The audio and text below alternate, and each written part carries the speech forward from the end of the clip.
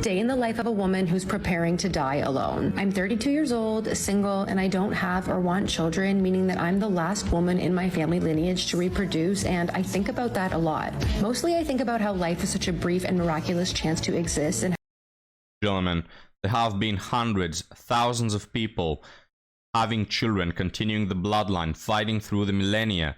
You know, there's probably been 700 years ago a man that dies on the battlefield, and with his last breath he says to his woman, please raise our son well, and she goes through all the struggles and all the difficulties to raise that kid just so their bloodline can continue. And it all ends with a brainwashed feminist. Very sad. And how most people don't have the privilege or opportunity to live a life they actually enjoy. Many people will endure and struggle, and while I hope for the future, I don't have confidence that the current political, economic, and environmental climate would allow for new life to thrive. And oh, well, you see, guys, new life simply wouldn't thrive. Sorry, if you had a kid in the last 5 years, he's going to pass away. It's impossible for life to thrive in the economical and environmental state of being, you know?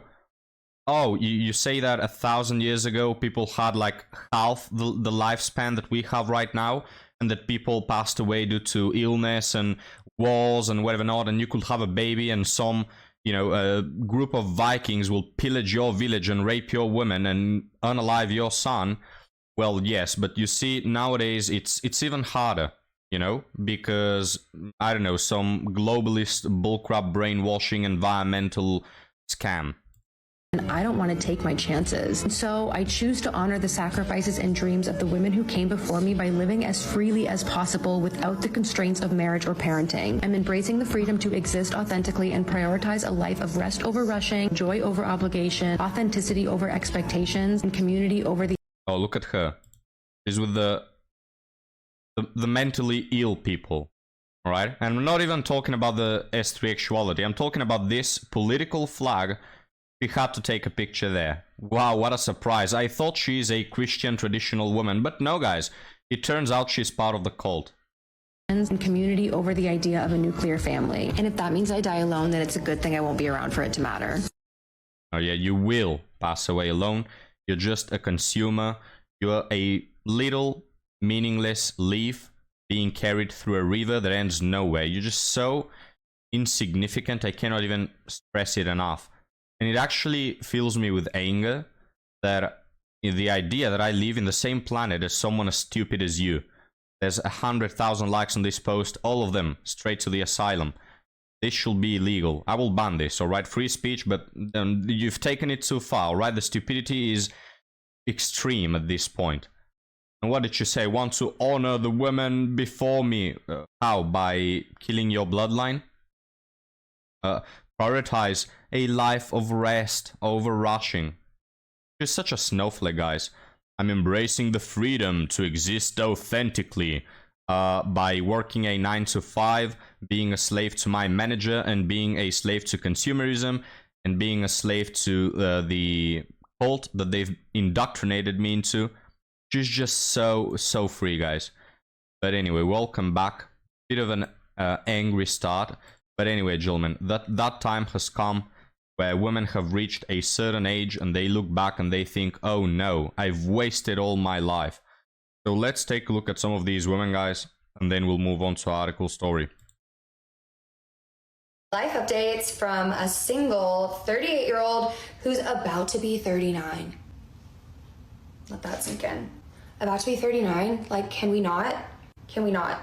My birthday is on January 1st. I'm a Capricorn, which probably makes a lot of sense to a lot of y'all. Oh, but yeah, I just can't yeah. believe that. I genuinely, oh my God, the beauty filter is out of control. I'm turning it off. What?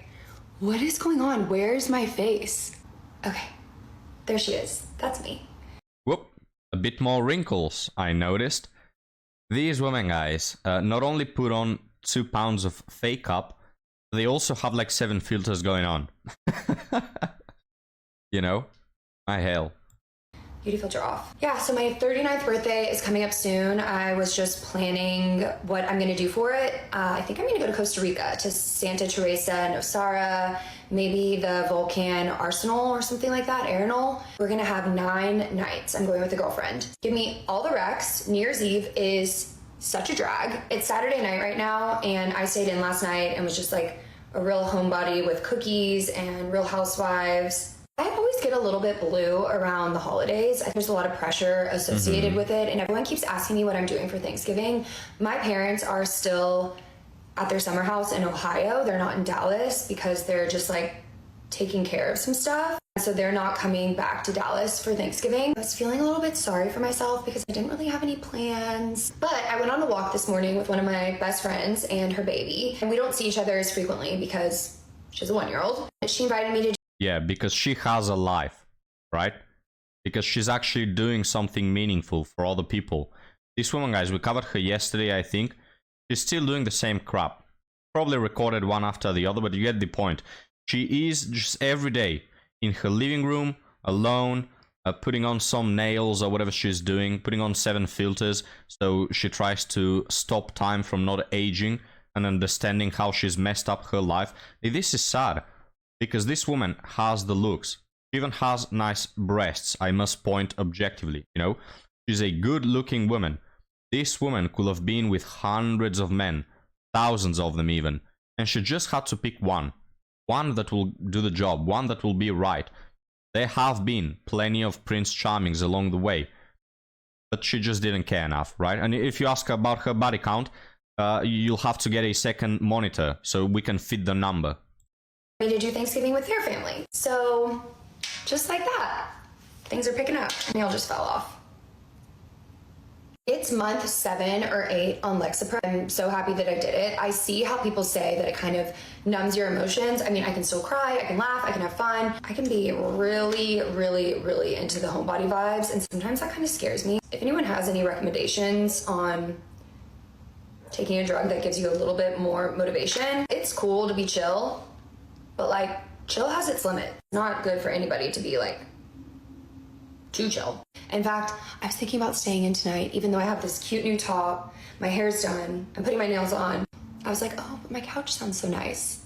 I'm like, okay, go meet the girlfriend, Catherine. He is not shaking. He's feeling... And there's the hostage, gentlemen. I've mentioned this in previous videos. These dogs, look at him, man. He just doesn't look happy. Ampu, you might actually want to cover your eyes for this. This is not a good picture that we have here. These dogs, gentlemen, these cats often, there are hostages. They don't want to be there. They're just some toy for these women to fill the void that a man must, you know, make them feel complete. It's so sad. This dog, sorry brother, but that's the life that you have. Sorry for you. So much better. He's on a lot of medication. He got his blood work back and his blood looks normal. So that is such good news. It doesn't really explain what's been going on though. So we're monitoring him over the weekend. I've been boiling chicken for him, just making sure that he's really comfortable. He's been really tired. I think like the week just kind of took it out of him. He wants me to say the magic word. Really tired? Does the dog also work a 9 to 5? What is he tired from? I don't know, guys. He wants me to say the magic words, yeah. One thing that has really been bothering me recently is my hair. Okay, I just don't care about that. Anyway, gentlemen, we'll move on to our last TikTok. I don't care about this woman's hair. Again, she just looks nice. You know that she could have been with so many men. She chose this life that she's currently regretting. And all women will, alright? You see them being young, going to clubs, having all the fun, thinking that they're on top of life. All of that will fade away. Surprise, surprise. It turns out that hedonism is not the path to real joy and everlasting happiness. What a surprise. Wish someone would have told me. Alright, let's check this one. I'll be uploading a couple of free videos on my Patreon. You join now as a free member. You can watch this one. Oh, this is a good one. This is a good one. Okay, so I'm 6'2", and I said in my last video that I look for guys that are like 6'3", 6'4", 6'5", okay? Because, and then some guy commented, they're like, only up to 6'5", or only up to 6'4", blah, blah. I have found through my research and hard studies that men over a certain height are freaks. Because, especially if they were always tall, they never really had to develop a personality.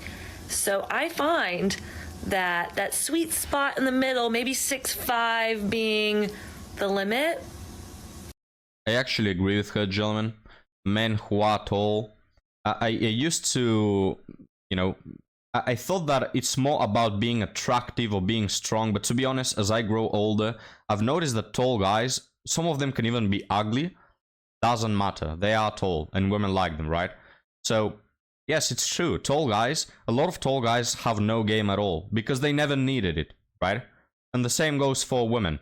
When I see a woman like this one, that happens to be very pretty, I just know that she's a pain in the ass, alright? There's a chance of 99.9% that she's a massive red flag, she's a pain in the ass, she's a narcissist, she's arrogant, she has zero personality, because women who are attractive like this, they get everything in life for free.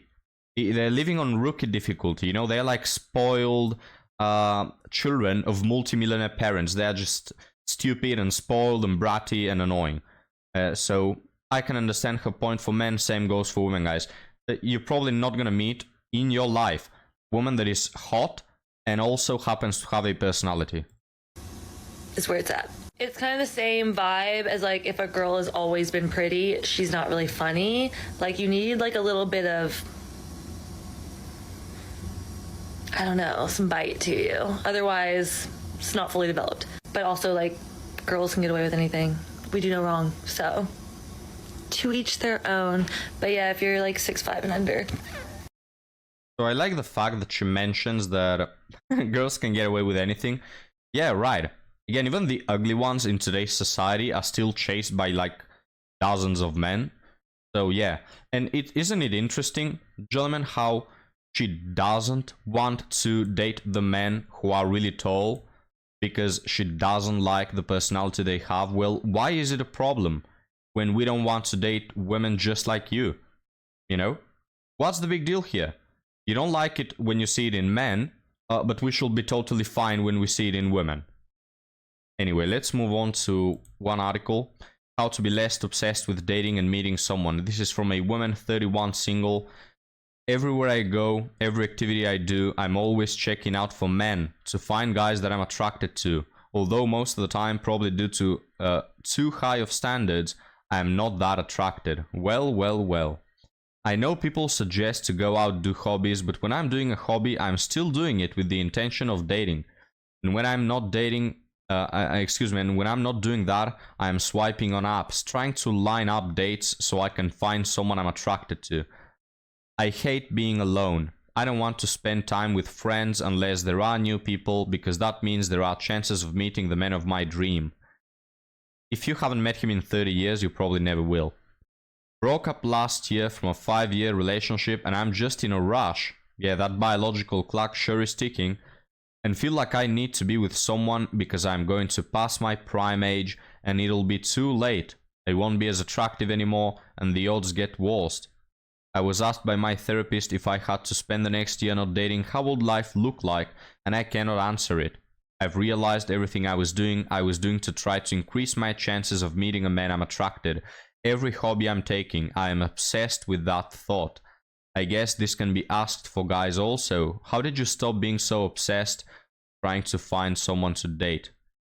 Well, gentlemen, again, women, when they reach that age, guys, that magical number, 30 and above, they are just in a rush, right?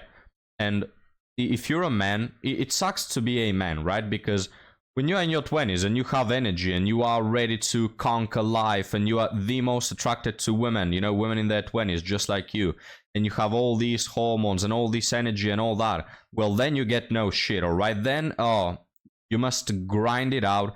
You must keep working, receiving zero validation for that, receiving zero reward for that. You must just break your ass working, right?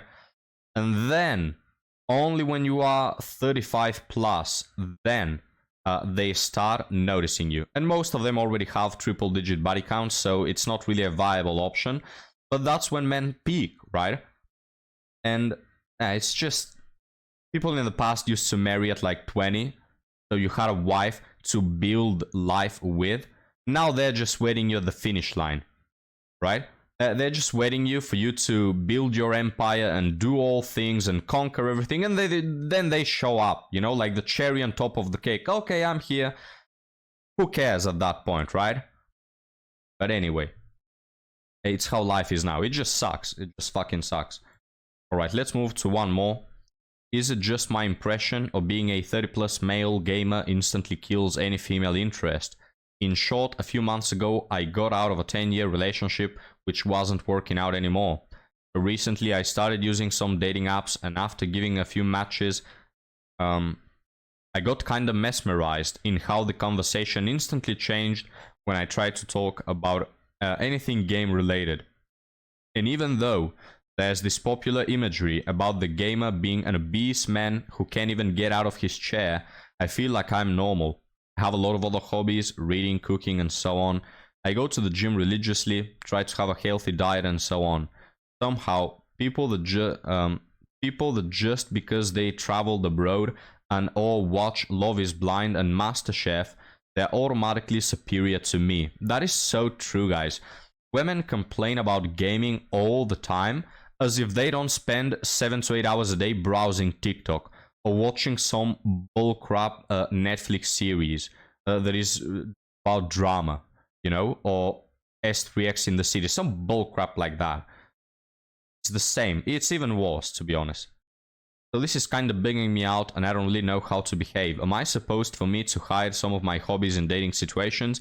I feel like I have to create a persona just to be able to get on with this. Well, we'll leave the advice for the philosophers, guys. My advice is just don't date in the first place. But I wanted to bring this up to talk with you about something, alright? Gaming, gentlemen. I'm sure that most of you game. I used to game when I was younger and I had time. I was at school, you know. I used to play League of Legends. Sorry for that, guys. You can feel free to unsubscribe after I made that confession. But anyway, I got perma-banned because I was just insulting everybody who played worse than me, which was mostly everybody. But anyway, guys, not get distracted. After that, I just started working. I've always had 2 jobs, whether that be a job at an end university, or right now I have a job and I'm doing this, and then the gym, and then this. You know, I've always been busy.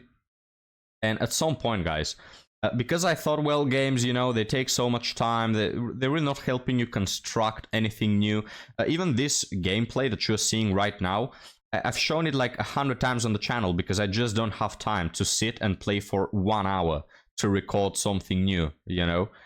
So at some point, guys, I'm feeling kind of tired of the grinding, you know?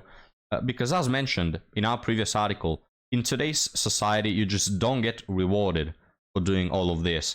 I believe that a lot of men today are even better than men, let's say 100 years ago, 200 years ago. They're working more, they are more stoic, they take care more of their emotions, they're doing more work, and you just don't get rewarded for that. Like, if we probably take it 200 years ago, people used to marry in their early 20s. You know, like an 18-year-old woman with a 22-year-old man, for example. Nowadays, women start dating when they get to 34, 35, and they always want to date up. So you must probably be like 37, 38, maybe even 40 for women to start even considering you for something serious. Up until that point, if you happen to be top 20% of men, you'll get S3X occasionally. If you're not, just be a virgin up until your 40s, right? And if you're looking for something serious, again, your chances are 1 in a million to meet a woman that wants that, but otherwise you'll just have to wait until the finish line. And then if you happen to have a lot of money, some women will view you as a retirement plan. It really is cynical, it's disgusting, and this whole thing, only to say, guys, now I get it. Now I get why men play video games so much, because what else can you do in life? You know, what is there to it? You may be religious, or you may have some bigger aspiration other than work, but, you know, are you going to do that all day?